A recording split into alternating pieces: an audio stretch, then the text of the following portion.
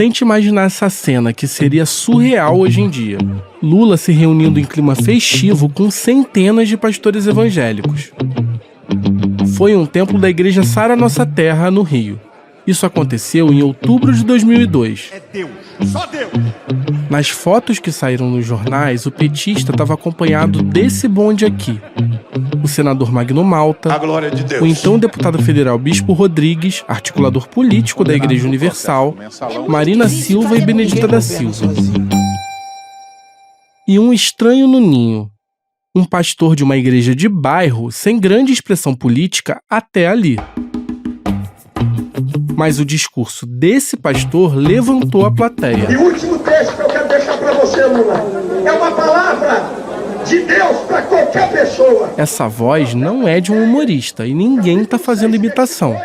Também não é criação de uma inteligência artificial. A nossa oração é que Deus abençoe o Brasil, que Deus abençoe Luiz Inácio Lula da Silva, o próximo presidente do Brasil.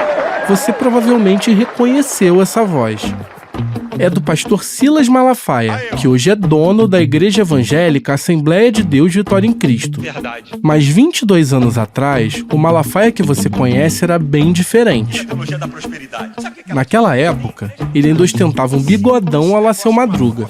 E o paletó que ele estava usando no evento era grande demais. Como brincam os cariocas como o próprio Silas, parecia que o defunto era maior. A cor é até difícil de definir. Dependendo do seu humor, pode ser bege, marrom, creme. Minha mãe diria que é cor de burro quando foge.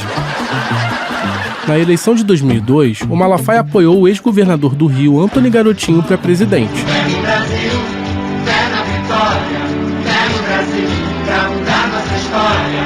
Garotinho, garotinho. Com o Garotinho fora do páreo, percebeu a direção do vento e aderiu ao Lula no segundo turno. Essa que é a verdade. O Malafaia diz ter trazido para o lado do petista cerca de 2.000 pastores. Eu tô deduzindo. Por isso, garantiu um lugar de destaque na foto daquele dia. Saiu coladinho com o Lula, o futuro presidente da República. Esse episódio mostra bem como Silas Malafaia sempre foi um camaleão na política. Antes do Lula e do Garotinho, ele já tinha apoiado o líder de esquerda Leonel Brizola, depois apoiou os tucanos José Serra e Aécio Neves, É a questão central de um governo. A um novo jeito de governar. e até mesmo a ambientalista Marina Silva. Eu sei o que é passar fome! Mas com Jair Bolsonaro, Jair Messias Bolsonaro. aí foi diferente. Deu match e o namoro virou casamento, Igual um casamento, muitas vezes. que dura até hoje. Nunca na história do Brasil tivemos um presidente que honrasse o povo cristão, a Igreja de Jesus e Deus como Jair Messias Bolsonaro. Nunca. Pode falar o que quiser, pode não gostar. O Malafaia foi um dos primeiros apoiadores da candidatura presidencial do Bolsonaro. É por isso que Deus te escolheu. Quando a onda de extrema-direita varreu o país em 2018, ele destoava daquela fauna bizarra que acompanhava o capitão. O Bolsonaro trazia a reboque todo tipo de gente, de astronauta a astrólogo, de ex-ator pornô a general defensor da ditadura, Falam tanto dos meus pornôs. Fenômenos naturais. e picaretas dos mais variados tipos. Deus, pátria, família. O Malafaia era um caso à parte. Era conhecido no meio evangélico e relativamente famoso para o público em geral, e estava sempre aberto para atender os jornalistas. Eu já cobri a política há um tempo nessa época. Só em 2018 eu passei a prestar atenção no Malafaia e a ter o telefone do pastor na minha agenda. Ele sempre responde mensagens no WhatsApp e dificilmente deixa de dar declarações quando é procurado. O Malafaia orbitava a cobertura política há muitos anos. Volta e meia estava envolvido em alguma polêmica. Era conhecido por atacar a população LGBTQIA+, as feministas. Se você chamar um homossexual de doente, eles querem te denunciar no Ministério Público. Com as polêmicas, virou convidado frequente de programas de auditório. Você ligava a TV e quando menos esperava ele estava no SBT com o Ratinho ou no Super Pop na Rede TV. Nós vamos receber aqui um dos pastores mais populares da comunicação hoje aqui. Ele, na verdade, talvez seja hoje a maior audiência dos evangélicos. Silas Malafaia. Vamos receber. Convenhamos, não era esperado ver um pastor famoso dividindo o palco com o fantoche Xaropinho, mascote do Ratinho. Mas essa exposição inusitada tinha motivo. Na época da eleição, aquele pastor de voz estridente era bajulado por políticos poderosos. Muita coisa mudou na vida do Malafaia do dia em que ele decidiu apoiar o Lula para quando ele firmou a aliança com Jair Bolsonaro. A principal delas foi que ele se tornou dono de uma igreja em 2010. Depois disso, o Malafaia tomou um banho de loja. Abandonou o bigodão e as roupas bregas e no lugar entraram ternos comprados nos Estados Unidos e relógios Rolex. Ele também fez implante capilar. Olha a arbitrariedade dele! Essa transformação, tanto na ideologia quanto na imagem, sempre me intrigou. Como o Malafaia deu esse salto em direção à extrema-direita? E como ele deixou de se portar como um homem de aparência simples para viver uma vida de milionário? Eu passei o último ano inteiro tentando encontrar respostas para essas perguntas. Entender quem Silas Malafaia é de verdade. Eu sou o Igor Melo, repórter investigativo do ICL Notícias. E eu vou te contar nesse podcast detalhes inéditos sobre o passado, os bens e a rede de relações do pastor. Eu também vou mostrar como Malafaia envolveu a família e até a igreja em rolos nos negócios.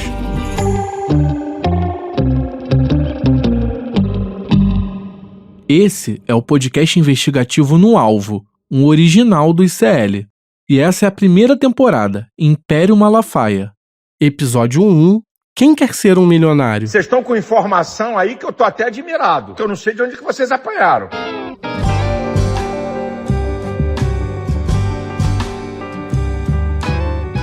Talvez você não saiba, mas a figura do Malafaia carrega muitas contradições. A principal delas está na vida financeira dele. Os relógios Rolex, os carros importados, o jatinho e tantos outros detalhes mostram um típico milionário.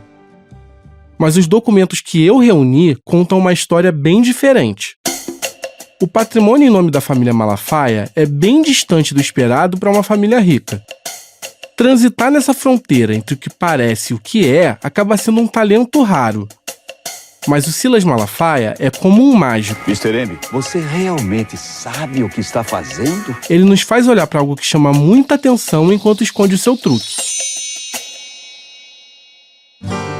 Depois de passar meses investigando, eu posso te contar que existe uma enorme confusão patrimonial entre a pessoa física do Silas Malafaia, as empresas dele e as entidades religiosas que o pastor controla.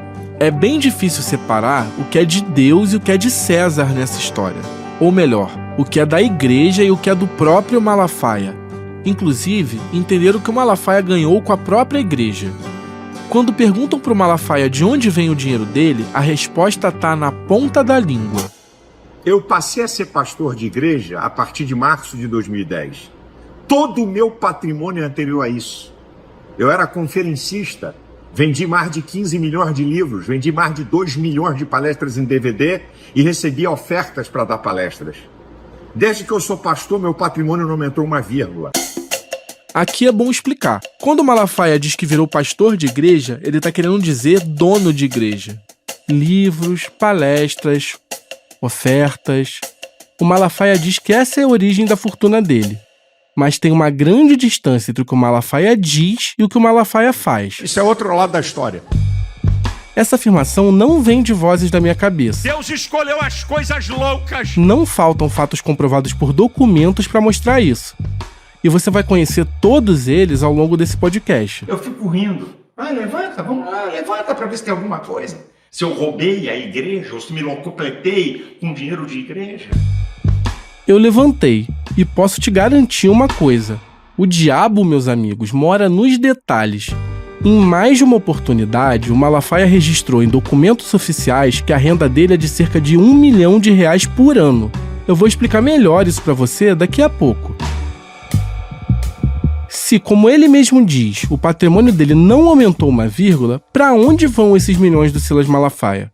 É muito difícil arrumar uma explicação lógica para isso. E eu preciso te lembrar que o Malafaia se tornou dono de igreja há 14 anos. Só a Receita Federal pode resolver inteiramente esse mistério. Mas eu consegui achar algumas respostas no passado do pastor. Por isso, precisamos voltar no tempo. Vamos conhecer esse Malafaia do Velho Testamento. Você quer saber o quê? O que você quer saber? Fala o que você quer saber da minha vida. Não tem medo, rapaz. Não roubei, não enganei, não tripudiei. Você tem que usufruir das vitórias que Deus te dá, meu irmão. Bota e fala, diabo. Fala, capeta. Mas fique sabendo que foi o Senhor Jeová que me trouxe até aqui. Há muitos anos, o pastor Silas Malafaia se vende como alguém que veio de baixo e conquistou o sucesso na marra, pela graça de Deus, tanto na vida religiosa quanto na financeira. Malafaia tem um jeitão de suburbano, de quem é cria das áreas mais populares do Rio. O modo como ele troca o S pelo R não me deixa mentir. É meu irmão pra lá, meu irmão pra cá. Olha o que a pessoa fala, meu irmão.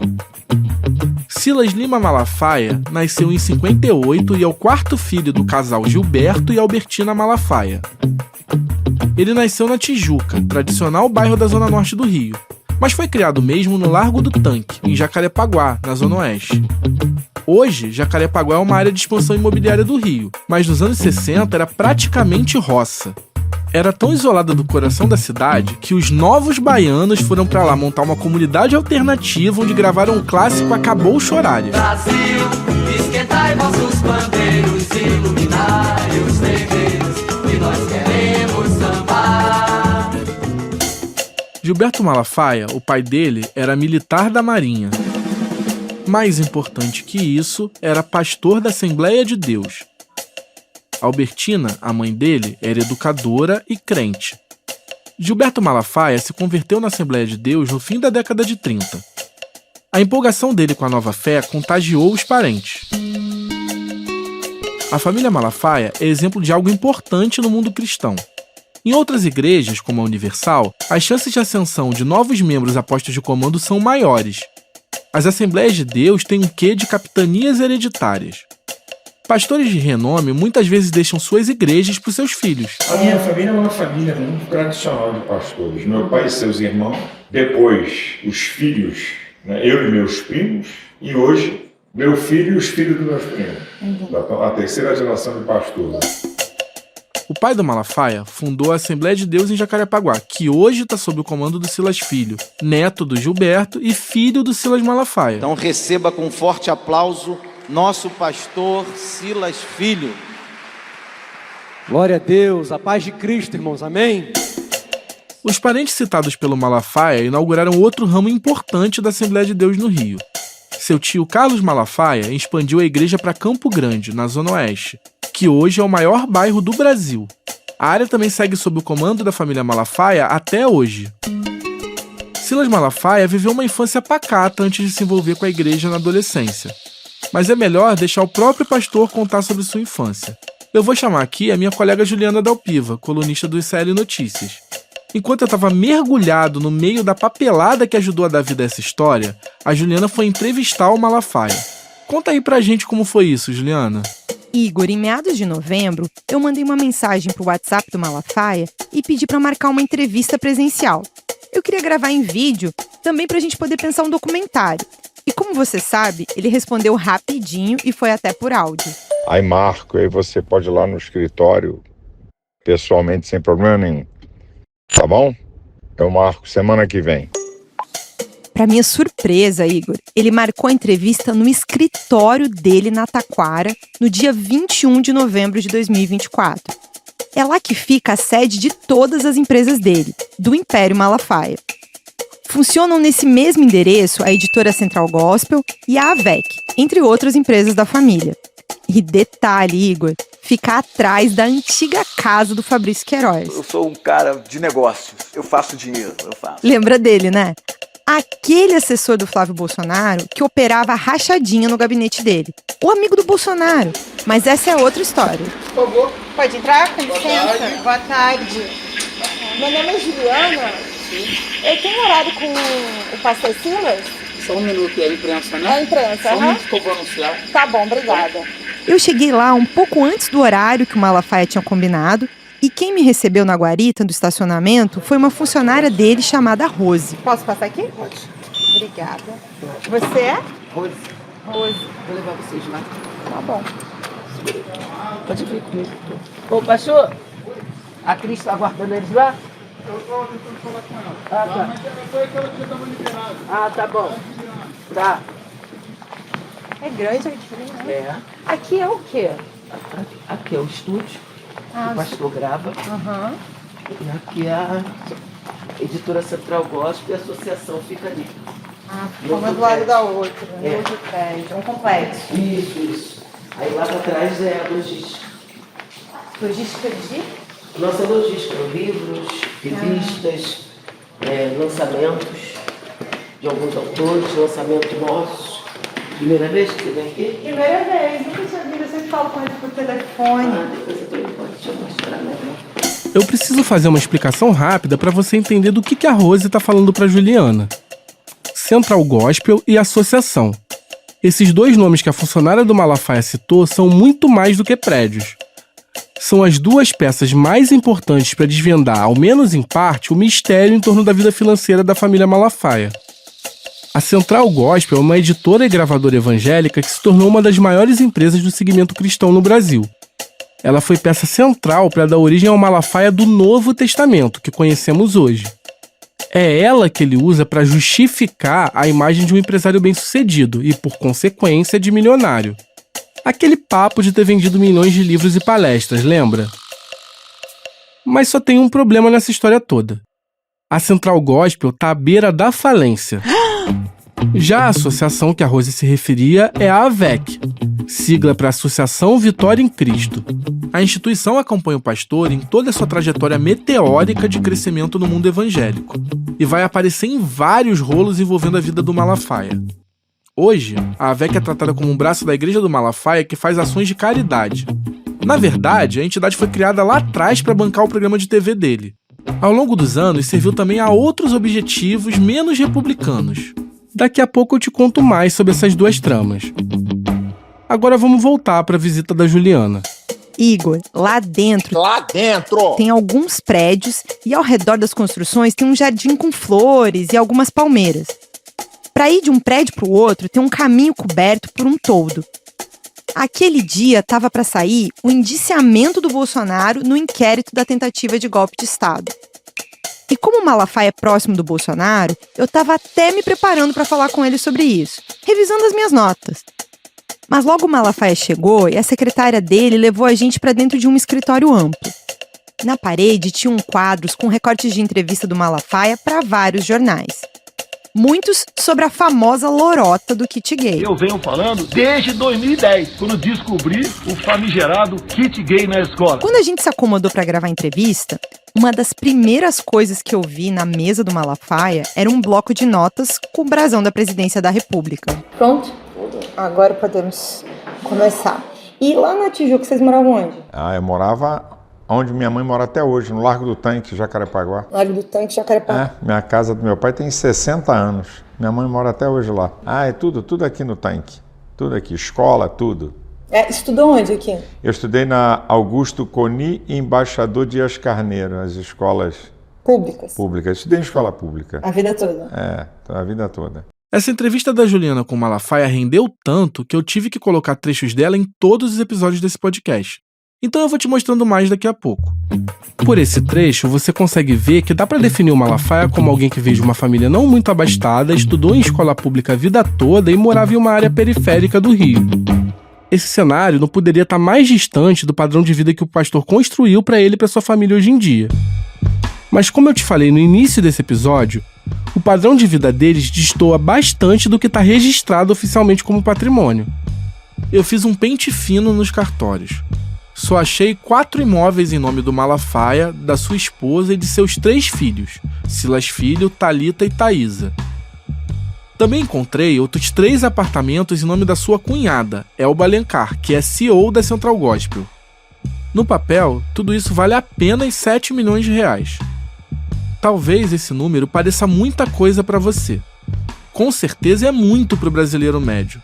Mas o Rio de Janeiro tem o metro quadrado mais caro do Brasil. É muito comum que um apartamento normal de 2 ou 3 quartos custe na casa do 1 milhão em várias áreas da cidade. Absurdo, vergonhoso. É um patrimônio compatível com uma família de classe média alta, nada que seja um sinal absurdo de riqueza. Uma figura pouco conhecida fora da Assembleia de Deus é essencial para fazer a ponte entre o menino de origem humilde e o pastor que ficou milionário. Foi ele quem pavimentou a estrada para que aquele Malafaia do Velho Testamento se tornasse um Malafaia do Novo Testamento. Virasse pastor, aparecesse na TV e conquistasse prestígio no mundo religioso. Eu tô falando do pastor José Santos, presidente da Assembleia de Deus da Penha, bairro da Zona Norte do Rio. É uma das congregações mais tradicionais do Rio. Silas passou a frequentar a igreja na Penha quando o pai se tornou próximo do pastor Santos, em meados da década de 60. As famílias se tornaram amigas e o Gilberto Malafaia virou braço direito do pastor Santos. Foi dele que recebeu a missão de abrir um novo templo em Jacarepaguá. Os laços entre as duas famílias foram sacramentados por 2 casamentos. Samuel, irmão mais velho do Silas Malafaia, se casou com a filha mais velha do pastor Santos, a Elizabeth. Meu irmão mais velho é casado com a irmã mais velha da Elisete. Então, a gente já se conhecia por família, porque meu pai era o vice-presidente da igreja. Silas e Elisete começaram a namorar ainda no início da adolescência.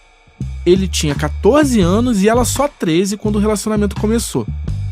Aqui novamente o Malafaia, relembrando essa época na entrevista com a Juliana. Quando eu tive a ideia da Elisete, foi uma vez na minha casa, o pai dela estava com a família lá em casa, né? Foram lá em casa e tal, por causa desse vínculo. Aí eu andando de bicicleta com a Elisete, eu tinha o quê? 11 anos de idade. O Silas e a Elisete namoraram por vários anos. Juntos, eles participaram de grupos jovens, pregaram pelas ruas e até integraram um conjunto musical gospel. Em nome de Jesus. Os dois fizeram parte do Coral e Orquestra Renascer. O Silas tocava percussão e chegou a assinar a produção de discos do grupo nos anos 80. Imagino que, até porque naquela época, namoro muito, assim, mais distante. Nada, isso é conversa. É, conversa? Abraçava, beijava, como qualquer outro. Onde é que nós vamos parar?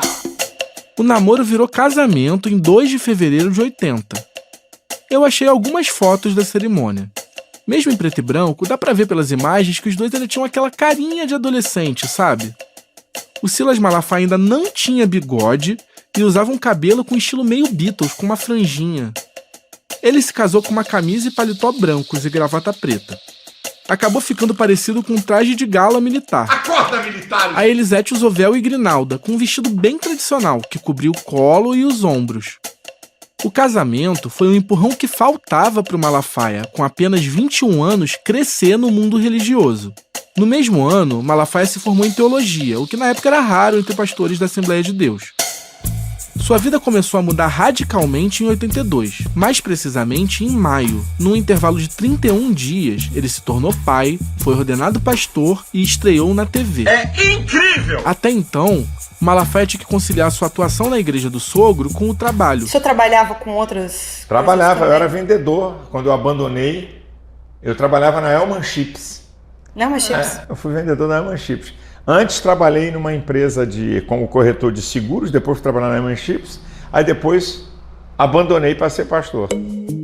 Com 20 e poucos anos, o Silas se sentiu seguro para entrar no mundo do televangelismo, com o aval da igreja comandada pelo sogro.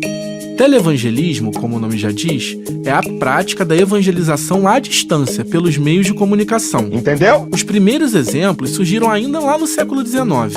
Mas a prática se consolidou mesmo nos Estados Unidos a partir de 1920, com a popularização do rádio. Décadas depois, as pregações chegaram à TV e passaram a ser exportadas para outros países, entre eles o Brasil. Por aqui, a primeira a apostar no televangelismo foi a Igreja Universal. Em 78, entrou no ar na TV Tupi o programa O Despertar da Fé.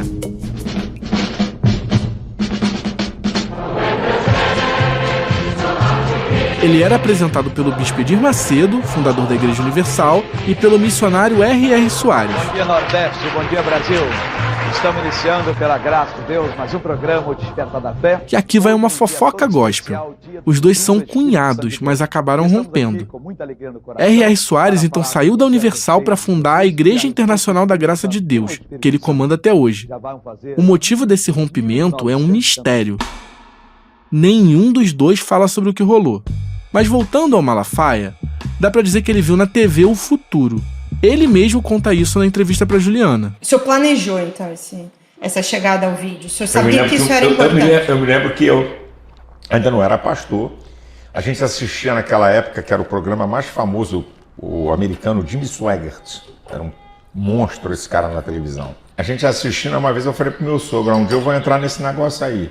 Eu não era pastor ainda, eu tinha 18 para 19 anos. Aí ele brincou, falou, sonha garoto, sonhar faz bem pra saúde. Com o aval da igreja e o apoio de amigos, o Malafaia passou a rodar as TVs do Rio para negociar a compra de um horário para o programa dele. Acabou fechando com a antiga TV Record, que deu origem ao que hoje é a CNT.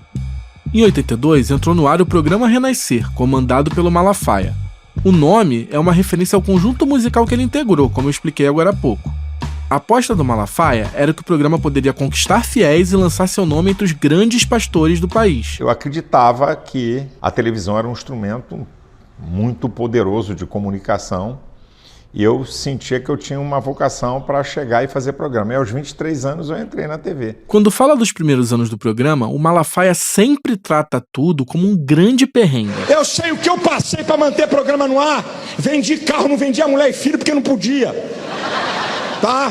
Andava de ônibus com programa de televisão no ar. Eu sei que eu já passei de ficar igual um maluco na Avenida Rio Branco, andando para lá e para cá, porque não tinha dinheiro para pagar programa e com medo de sujar o nome da igreja. Foi nesse contexto que o Malafaia fundou o que viria a ser a AVEC, que eu citei agora há pouco. O objetivo era reunir doações e ofertas para manter no ar o seu programa de TV. Essa narrativa do perrengue omite um nome crucial na trajetória dele: o de Sotero Cunha. Até mergulhar fundo na pesquisa sobre o passado do Malafaia, eu nunca tinha ouvido falar do Sotero Cunha. Alguém que acompanha o Malafaia desde 2010 também passa batido por ele. Mas era isso aqui que o Malafaia do Velho Testamento falava sobre esse personagem. No Rio de Janeiro eu tenho um amigo que não pôde vir, o irmão Sotero Cunha.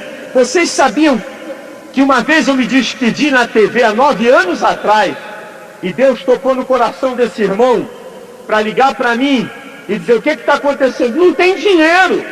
Esse irmão manteve durante um ano inteiro do bolso dele todo o pagamento do programa Renascer. E até hoje é um colaborador. Esse agradecimento foi feito na comemoração de 10 anos do programa Renascer. O Malafaia alugou um grande teatro em São Paulo para comemorar o aniversário do programa. O formato imitava o que tinha de mais sucesso em termos de TV naquela época. Parecia o Domingão do Faustão, sabe? Tá pegando fogo, bicho! De terno e gravata, o Malafaia circulava com desenvoltura pelo palco. Tinha banda, plateia e até iluminação especial. Ele alternava agradecimentos, chamava convidados e fazia discursos. Logo no início, recebeu a própria família no palco, o que rendeu um momento fofo. Quero apresentar, como eu costumo dizer na intimidade, a minha tropa. Aqui está, ela gostou ontem de falar no microfone. Aqui está a caçulinha. Como é que é teu nome? Thaísa. É a Thaísa. Aqui está a Thalita.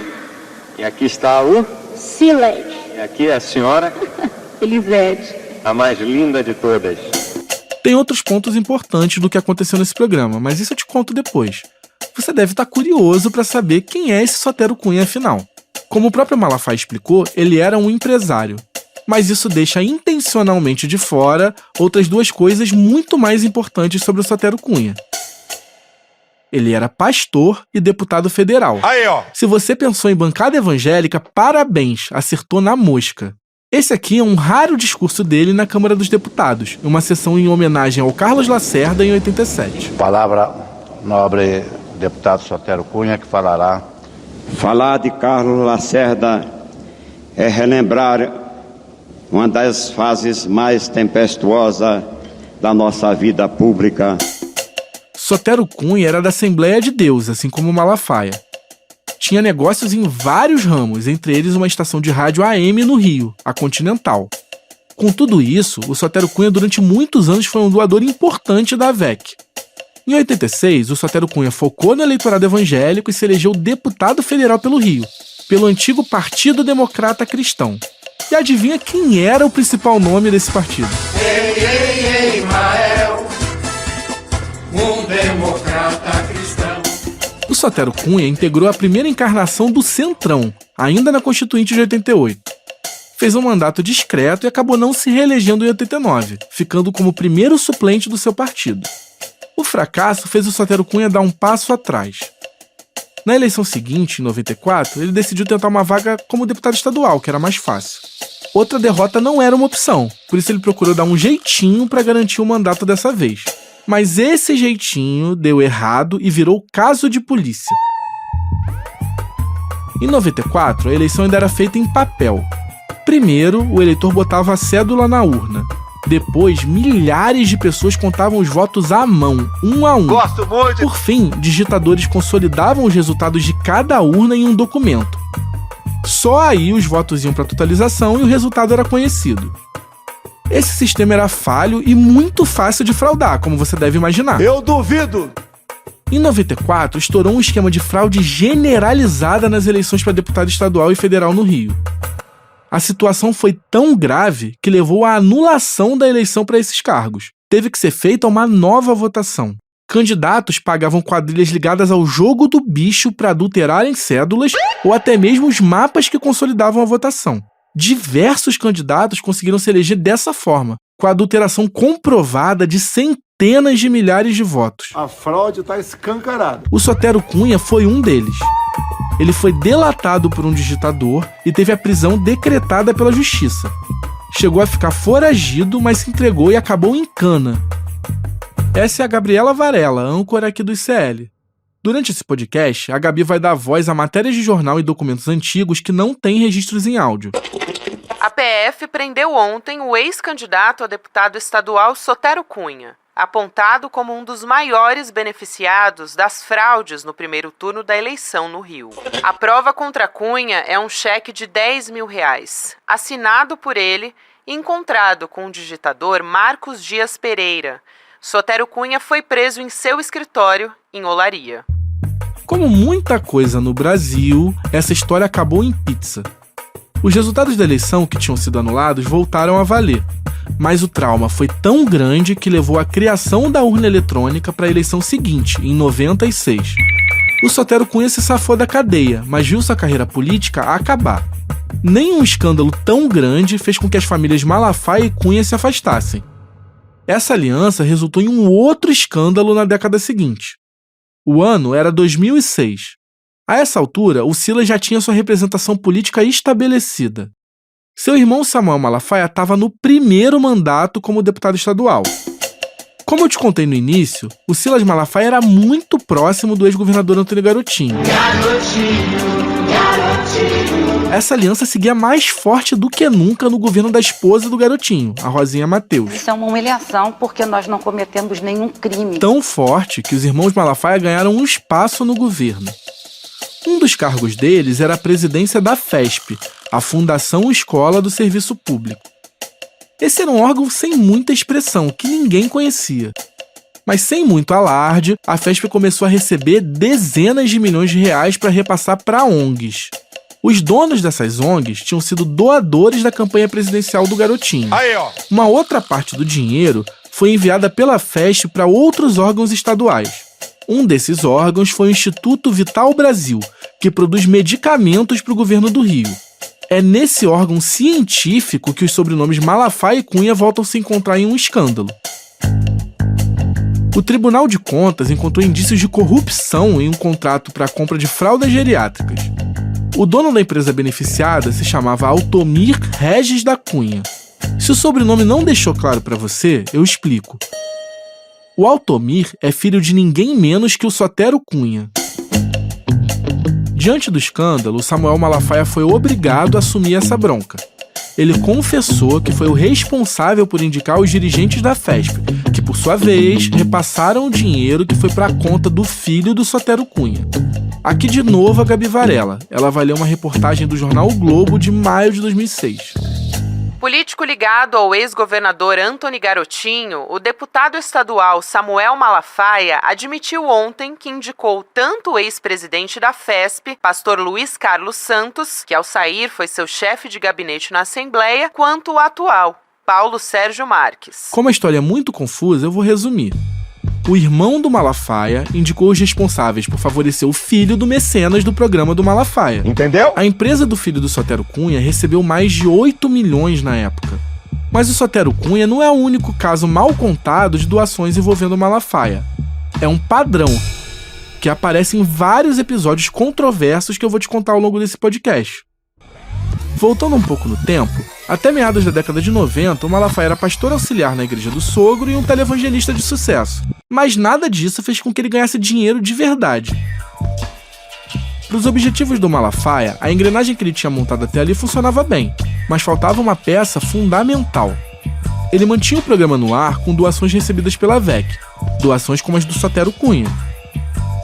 Com mais doações, ele conseguia ter mais exposição na TV. Com mais exposição na TV, ele conseguia mais fiéis. A peça que faltava era a editora Central Gospel. Central Gospel. Malafaia já tinha se lançado em diversos negócios. Teve, por exemplo, uma agência de publicidade gospel. Aqui de novo a Gabi Varela, lendo o trecho de uma reportagem do Globo de outubro de 95. Silas Malafaia, pastor adjunto da Assembleia de Deus da Penha, tem um programa na Rede Record e é sempre convidado para participar de atrações da TV e da rádio da Igreja Universal. Agencia, mediante comissão, um contrato para exibição de um programa da Igreja Universal na rede CNT. O Malafaia também tentou lançar um Guaraná cristão, que não é o Guaraná Jesus. Guaraná Jesus! Também abriu uma loja de decoração, mas nada disso deu certo, como o próprio Malafaia admite. Eu quebrei 7 vezes. Fiz uma coisa deu errado, fiz a segunda deu errado, quebrei, sabe o que é quebrar? Falei 7 vezes. Minha mulher nunca jogou na minha cara. Tudo mudou quando Silas Malafaia entendeu. Com mais fiéis, tinha uma reserva de mercado cada vez maior. Isso se provou verdade quando ele e a esposa Elisete fundaram a Central Gospel em 99. Central Gospel. Como eu já te contei, hoje a empresa vive momentos difíceis e luta contra a falência. Mas quando foi lançada, a Central Gospel foi um imenso sucesso. E rapidamente se tornou uma das maiores empresas do segmento cristão no Brasil. O Malafaia passou a cobrar dos fiéis para vender aquilo que ele já oferecia de graça na TV ou nas igrejas. As pregações dele eram transcritas e viravam livros, ou simplesmente gravadas em CDs e DVDs. As da Elisete também. Para adquirir esta e outras mensagens em vídeo, CD, cassete, DVD e livros, entre em contato com a Central Gospel. Central Gospel. Depois de um tempo, ele passou a lançar os livros de pastores americanos famosos. Também criou uma gravadora dentro da empresa, a Central Gospel Music. O Malafaia lançou os CDs de nomes importantes da música gospel. Vários deles se beneficiavam da exposição nas igrejas ou no programa do Malafaia. Era uma espécie de jabá cristão. Mas o principal hit da Central Gospel foi a venda de Bíblias de estudo. Além dos textos sagrados, as Bíblias de estudo trazem explicações que ajudam os fiéis a interpretar as escrituras. O pastor Silas Malafaia convida você a ler a Bíblia com ele através de porções diárias, sem ter de seguir a ordem dos livros, o que tornará muito mais fácil a leitura de toda a Bíblia em um ano. É um método revolucionário de ler a Bíblia sem perder nenhum texto. Bíblia Leitura Diária. Ler toda a Bíblia agora se tornou ainda mais fácil.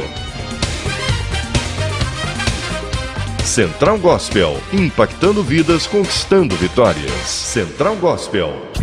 Em 2005, ele chegou a vender 100 mil Bíblias em uma só campanha. Cobrou a bagatela de R$120, parcelados em 10 vezes sem juros. Só com essa campanha, a Central Gospel faturou 12 milhões de reais.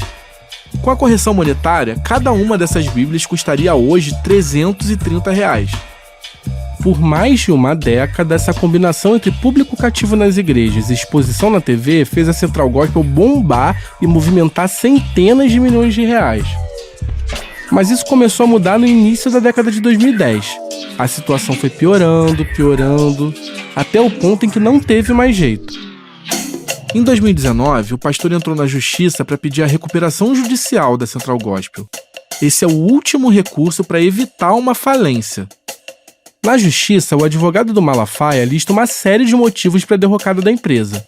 Entre eles, o crescimento de streamings como o Spotify e a Deezer e a queda de audiência dos programas do pastor na TV, onde a publicidade dos lançamentos era feita. Cita ainda a inflação, que disparou a partir de 2014. Durante o processo, a empresa pode renegociar suas dívidas em condições muito mais favoráveis. As dívidas são parceladas em muitos anos e os credores acabam abrindo mão de boa parte do que tinham direito para não tomar calote. Eu tive acesso ao processo de recuperação judicial da Central Gospel na íntegra. São milhares de páginas que correm uma vara empresarial do Rio. Ele foi concluído em 2024. A empresa passou por uma reestruturação, mas ainda precisa lidar com uma dívida de mais de 30 milhões de reais na praça. Essa papelada do processo não só revelava os detalhes da situação crítica da empresa, ela também escondia a primeira das janelas para conhecer realmente a vida financeira do Malafaia. Eu tô falando das declarações de imposto de renda dele e da esposa dele, a Elisete. É a primeira vez que esse tipo de informação sobre o pastor vem a público. Antes de mais nada, eu preciso explicar uma coisa. Todo esse processo tá público na Justiça do Rio. Qualquer cidadão pode ler os documentos de cabo a rabo. Nada tá sob sigilo. Silas e Elisete são os donos da Central Gospel e é por isso que eles tiveram que entregar esses documentos para o juiz. As declarações de imposto de renda do casal Malafaia falam sobre o ano de 2018. Malafaia registrou várias fontes de renda modestas. Da Central Gospel, ele recebeu apenas 36 mil reais, coisa de 3 mil por mês, uma merreca. Também aparecem na declaração 63 mil reais de outras igrejas, provavelmente fruto das suas atividades como conferencista.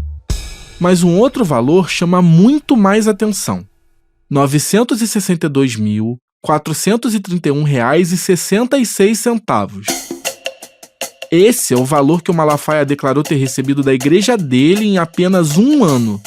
Para ficar bem claro, a Assembleia de Deus Vitória em Cristo pagou ao Malafaia quase R$1 milhão. É mais que o dobro que um ministro da STF ganhava por ano em 2018.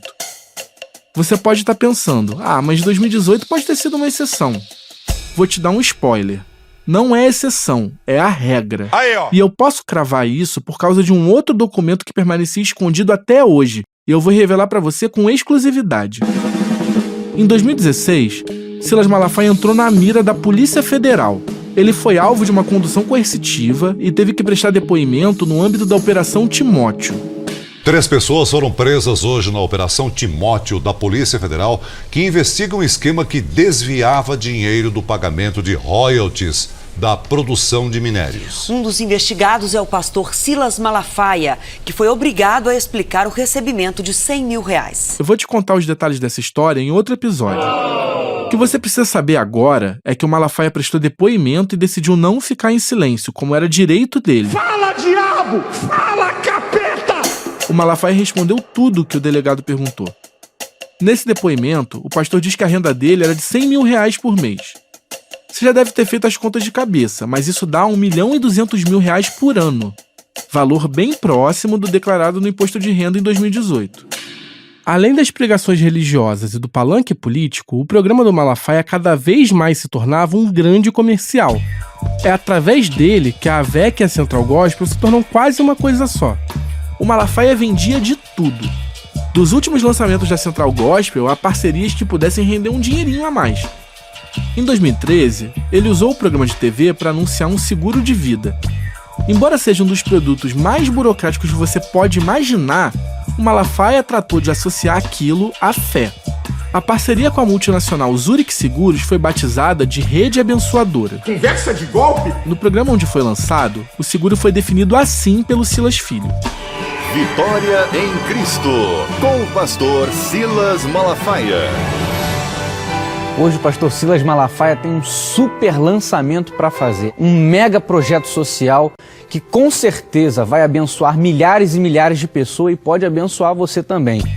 O Silas Malafaia foi na mesma toada do filho. É uma maneira de abençoar e de atender uma demanda social de grande carência no Brasil. Entra no site, vê tudo aí, ok? E até pelo site você pode, tá? www.redeabençoadora.com.br ou então pelo telefone, com boleto, com cartão de crédito ou desconto em conta, R$ 9,99. Na prática, se tratava de um péssimo produto. O seguro só cobria a morte acidental e custava bem mais caro que produtos similares de bancos tradicionais, segundo os críticos do Malafaia. Em comparação com o Banco do Brasil, a diferença chegava a 20%. Os críticos do Malafaia sempre o acusaram de usar a fé das pessoas humildes para ganhar dinheiro. O pastor rebate, dizendo que isso é um estereótipo preconceituoso contra os evangélicos. É um jogo pesado para passar um preconceito para a sociedade de, primeiro, quem está na igreja é otário manipulado por um malandro. E segundo, o malandro é ladrão roubando dos fiéis. Essa crítica foi feita recentemente pela Ava Santiago, uma vereadora evangélica de Goiânia que apoia o governo Lula. Ela teve uma treta pública com Malafaia em 2024. O senhor é um magnata da fé. O senhor enriqueceu às custas da fé alheia. E o senhor disse que vai me processar por afirmar isso, mas o senhor mesmo já se gabou em púlpito de ter comprado um avião particular. Eu não tenho como te dizer quem tá certo. Você vai ter que julgar por si mesmo. Peraí. Eu vou precisar atrapalhar o trabalho do nosso editor de áudio, o Cristiano Botafogo, para pedir um acréscimo aqui. Você deve imaginar, mas fazer um podcast investigativo não é fácil. Eu passei semanas tentando marcar uma entrevista com o advogado do Malafaia, para ouvir as explicações sobre as questões jurídicas que a gente está mencionando nessa série. Mas o advogado só me respondeu faltando poucos dias para a publicação desse episódio. E me pediu para encaminhar perguntas para o próprio Malafaia.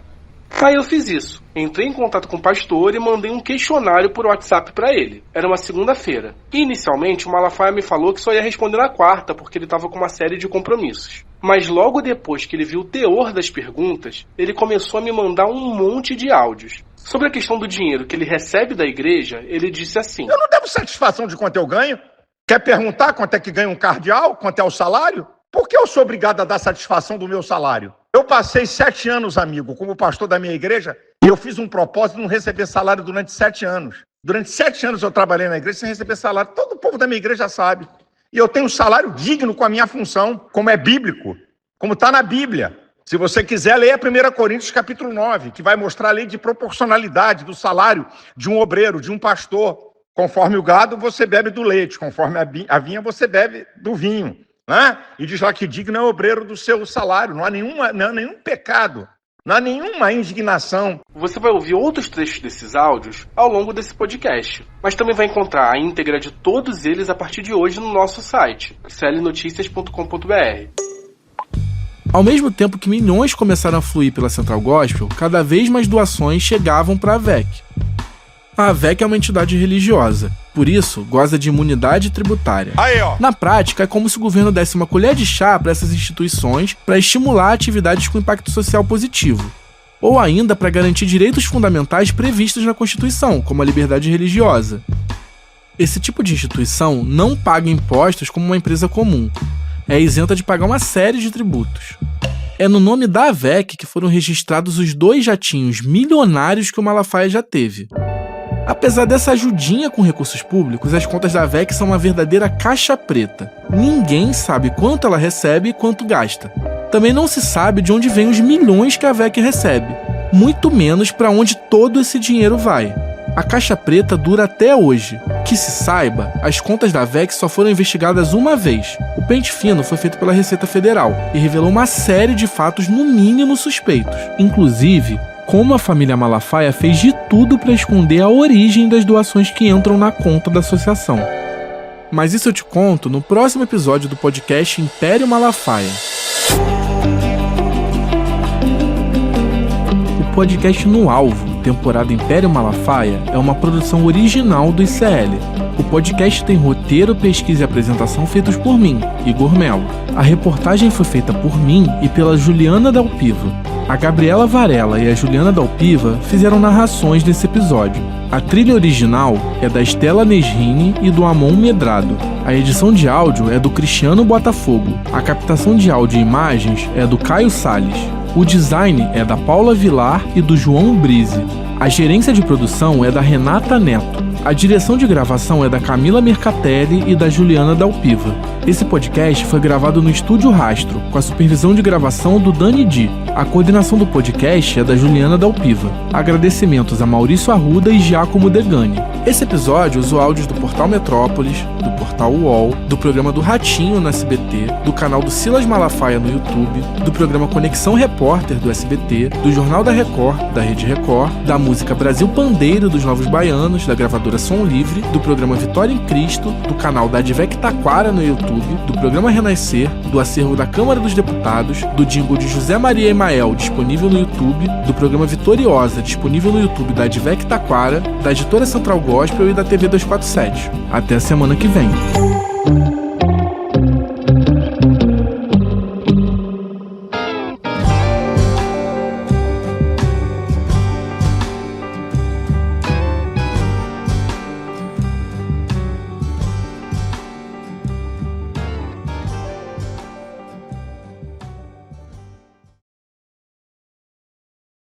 Que afronta